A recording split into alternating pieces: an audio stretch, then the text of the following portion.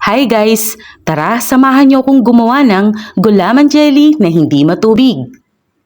Gumamit ako dito ng 2 pack ng gulaman powder. Nilagyan ko ito ng 2 tablespoon ng cornstarch. Haluin lang ito para mag-combine.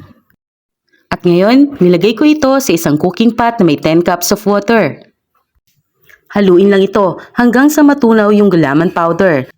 At kapag natunaw na ito, pwede na natin buksan yung kalan. Ilagay lang natin ito sa medium heat. At patuloy natin itong haluin. Ngayon, nilagay ko na yung evaporated milk. Nilagay ko na din yung condensed milk. Haluin lang ito ng mabuti. Nilagyan ko din ito ng asukal.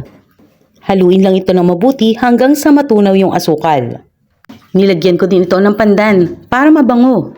Kapag malapit na itong kumulo, i-turn off na natin yung apoy at isalin ito sa molder.